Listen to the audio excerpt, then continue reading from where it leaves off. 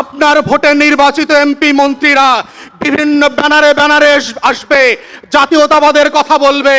কারা আজকে বিভিন্ন ব্যানারে বিভিন্নভাবে আওয়ামী লীগকে ফিরায় আনতে চায়, এস আলমের টাকায় জাতীয় পার্টির নির্বাচন করতে চায়? ওরা বাংলাদেশের মানুষ না, ওরা দিল্লির গোলাম। ও যে পার্টি থেকে আসে, যে ব্যানারে আসে, ও গণ অভ্যুত্থানের শত্রু। ও আমার 1400 শহীদের রক্তের গাদ্দার মীর জাফর আর ঘসিটি বেগম। তাদেরকে কোনোভাবে আগামী দিনের রাজনীতি নির্বাচন করতে আমরা অ্যালাউ করব না। এটাই হচ্ছে গণ অভ্যুত্থানের প্রেরণা, আকাঙ্ক্ষার বাংলাদেশ 2। বাংলাদেশে প্রত্যেকটা tempo stand, bus stand, truck স্ট্যান্ডে চাঁদাবাজি, হাটঘাট, মাঠ দখলের যে ইজারা ব্যবসা শুরু হয়েছে, এই ব্যবসার মধ্য দিয়ে যে বাংলাদেশ তৈরি হয়েছে, এই বাংলাদেশের জন্য তো 71-এ আমাদের হাজার হাজার মুক্তিযোদ্ধারা জীবন দেয় নাই, লড়াই করে নাই। 1400 শহীদরা গত বছর 36শে জুলাই করে নাই।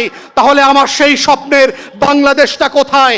আপনার ভোটে নির্বাচিত এমপি মন্ত্রীরা বিভিন্ন ব্যানারে আসবে, জাতীয়তাবাদের কথা বলবে, ইসলামী মূল্যবোধের কথা বলবে, আবার আওয়ামী রাজনীতির বিনির্মাণের কথাও বলবে।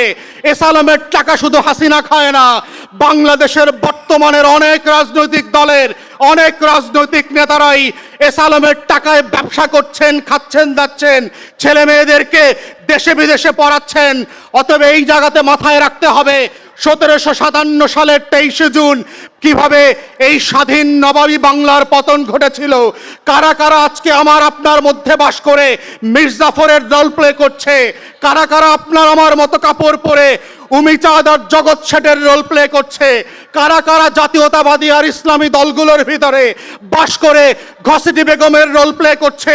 কৃষ্ণপদ রায় চৌধুরীর মতো করে বাংলাদেশকে বিক্রি করে দিচ্ছে। এই মানুষগুলোকে চেনাও হচ্ছে গণ অভ্যুত্থানের পক্ষের শক্তি এবং ব্যক্তিদের জন্য জরুরি। যদি আপনি চান বাংলাদেশ হায়দ্রাবাদ না হোক, যদি আপনি চান এই বাংলাদেশ স্বাধীন থাকবে, সিকিম হবে না, ভুটান হবে না, নেপাল হবে না, হায়দ্রাবাদ হবে না, কাশ্মীর হবে না, তাহলে আপনাকেও আপনার সমাজের ঘাপটি মেরে থাকা সেই মীর জাফর আর ঘসিটি বেগমদেরকে, সেই জগৎ শেঠ, রায়দুল্লাহ আর উমিচাঁদদেরকে চিনতে হবে।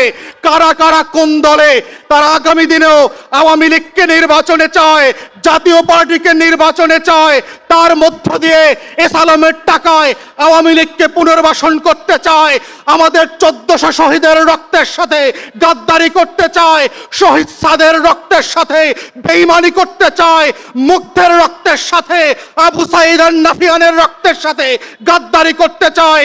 সেই গাদ্দারদেরকেও আপনাকে চিনতে হবে। যদি মনে করে থাকেন নীরবে নিভৃতে বাসায় বসে টিভিতে বসে সোফা দেখবেন আর টক শো দেখবেন, দেখতে দেখতে আজাদির পতাকা হারিয়ে যাবে। ঘুম থেকে উঠে দেখবেন ভিন্ন রঙের কাপড় পরে আপনার পুলিশ, আপনার বিডিআর অন্য দেশের মানুষের হয়ে গান গাইছে। টেলিভিশন খুলে দেখবেন জাতীয় সঙ্গীত পরিবর্তন হয়ে গেছে। এইভাবেই দুনিয়াতে শত শত বছরের আজাদির লড়াই পরাধীনতায় পর্যবেসিত হয়েছে। তাই গণ অভ্যুত্থানের পক্ষের শক্তি যারা বাংলাদেশকে ভালোবাসেন, লাল সবুজের পক্ষের মানুষ, আপনাদেরকে মাথায় রাখতে হবে কারা আজকে বিভিন্ন ব্যানারে বিভিন্নভাবে আওয়ামী লীগকে ফিরায় আনতে চায়, এস আলমের টাকায় জাতীয় পার্টির নির্বাচন করতে চায়। ওরা বাংলাদেশের মানুষ না, ওরা দিল্লির গোলাম। ও যে পার্টি থেকে আসে, যে ব্যানারে আসে, ও গণ অভ্যুত্থানের শত্রু। ও আমার 1400 শহীদের রক্তের গাদ্দার মীর জাফর আর ঘসিটি বেগম। তাদেরকে কোনোভাবে আগামী দিনের রাজনীতি নির্বাচন করতে আমরা অ্যালাউ করব না। এটাই হচ্ছে গণ অভ্যুত্থানের প্রেরণা, আকাঙ্ক্ষার বাংলাদেশ 2, এবং এটাই হচ্ছে জুলাই সনদ বাস্তবায়নের একমাত্র শর্ত। প্রিয় মানিকগঞ্জবাসী, এবি পার্টির রাজনীতিটা কি আমরা যারা নতুন করে বলছি, এত দলের ভিড়েও কেন নতুন রাজনৈতিক দলের প্রয়োজন হয়েছে? আমরা কেন বলছি যে পুরাতন বন্দোবস্তের বদলে বাংলাদেশে নতুন রাষ্ট্র কাঠামো গঠন করা দরকার, নতুন রাজনীতির প্রয়োজন হয়ে পড়েছে? তার প্রধানতম কারণ হচ্ছে গণ অভ্যুত্থান। আপনারা জানেন যে পুরাতন রাজনৈতিক বন্দোবস্তের বিরুদ্ধে লড়াই করেই গত বছর আপনারা দলের ব্যানারে এবং দল ছাড়া বৈষম্য বিরোধী ছাত্র আন্দোলনের ডাকে মাঠে নেমে এসেছিলেন শুধুমাত্র বাংলাদেশের আজাদির প্রশ্নে না, বাংলাদেশকে স্বাধীন রাখার প্রশ্নে এবং এই রাষ্ট্রটাকে রাষ্ট্র বানানোর প্রশ্নে। আপনাদের মনে থাকবার কথা, স্বাধীনতার ঘোষণাপত্রে 1971 সালের 17 এপ্রিল আমাদের প্রবাসী সরকার যে এই ঘোষণাপত্র পাঠ করেছিল, সেখানে আমাদের স্বপ্নের রাষ্ট্রের কথা বলা ছিল যে এই রাষ্ট্রটা পরিচালিত হবে কিসের ভিত্তিতে? সাম্য, মানবিক মর্যাদা এবং সামাজিক সুবিচারের উপরে ভিত্তি করে। কিন্তু প্রশ্ন হচ্ছে, এই রাষ্ট্রের পরতে পরতে যদি আপনি তাকান, আপনার বাসা থেকে বের হওয়ার পরে আপনি যে রাস্তায় হাঁটেন, সেই রাস্তাটা কেন আপনাকে অ্যাক্সিডেন্টের দিকে ঠেলে দেয়? কেন বাংলাদেশে প্রতি মাসে 700-800 নাগরিক শুধুমাত্র মোটরসাইকেল অ্যাক্সিডেন্টে মারা যায়? কেন বাংলাদেশে প্রতি বছর লক্ষ লক্ষ মানুষ রোড অ্যাক্সিডেন্টে প্রতিবন্ধী হয়ে যাচ্ছে? কেন বাংলাদেশের এখনো 40-50% মানুষ দারিদ্র সীমার নিচে বাস করে? আপনাদের চারপাশে প্রচুর সরকারি অফিস আছে, কোনো সরকারি অফিসে ঘুষ লেনদেন করা ছাড়া আপনারা কেন সেবা পাচ্ছেন না? আপনার বাড়ির সামনের ড্রেনে ময়লার পানি, বৃষ্টির পানি, সুয়ারেজের পানি একাকার হয়ে যাচ্ছে। আপনার এই মানিকগঞ্জে তো ব্রিটিশ পিরিয়ড থেকে মন্ত্রীরা ছিলেন, প্রত্যেক দলের মন্ত্রী ছিল এই মানিকগঞ্জে। তাহলে কেন মানিকগঞ্জ আজকে অবহেলিত? কেন আপনাদের রাস্তাঘাটের চারপাশ এখনো ভাঙাচোরা অবস্থায় আছে? কেন মানিকগঞ্জের স্কুল কলেজের বেহাল দশা? কেন মানিকগঞ্জের প্রত্যেকটা পরিবারে আজকে বেকারত্বের অভিশাপ ঘুরছে? মাদক কেন এইখানে মাদক এবং চাঁদাবাজিতে সিন্ডিকেটে ভরে গেছে। আপনাদের খোলা জায়গাগুলোতে মাদকের সংসদ বসে, সংসদের চকি বসে, ওই চকিতে ঘুষের আর লেনদেন হয় রাতের বেলা চাঁদার। এই রকম বাংলাদেশ গড়বার জন্য তো এই বাংলাদেশ রাষ্ট্র স্বাধীন হয় নাই। অতএব এই সাম্যটা কোথায়? যেই বাংলাদেশে ধনীর ছেলে আরো ধনী হচ্ছে, যেই বাংলাদেশে নেতাদের ছেলেমেয়েরা বিদেশে গিয়ে লেখাপড়া করতে পারে, কিন্তু আমরা কেন আমাদের ছেলেমেয়েদেরকে স্থানীয় ভালো স্কুল কলেজে পড়াতে পারি না?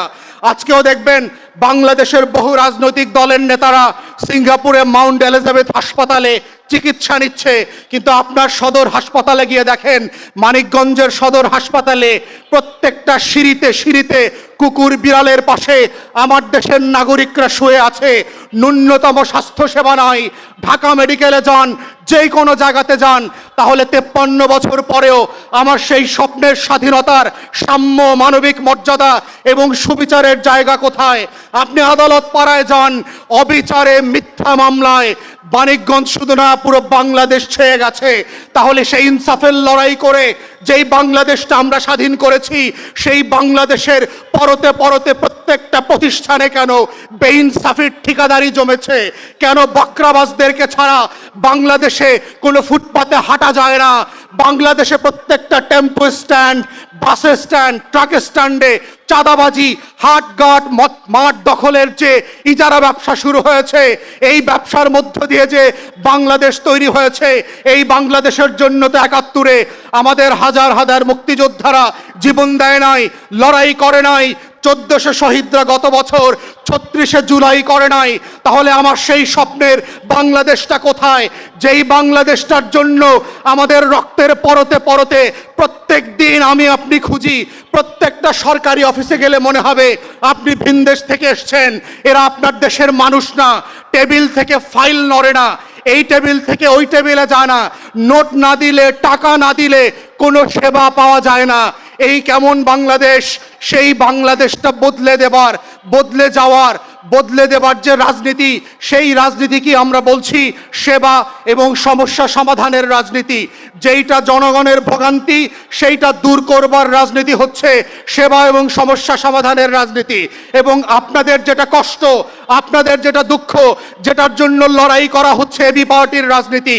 আপনার যেখানে ভোগান্তি, সেই ভোগান্তিকে নিয়ে সরকারের সাথে, রাষ্ট্রের সাথে নেগোশিয়েট করা, ঝগড়া করা, তদবির করা, মিছিল মিটিং করা, সেই রাজনীতির নাম হচ্ছে সেবা এবং সমস্যা সমাধানের রাজনীতি।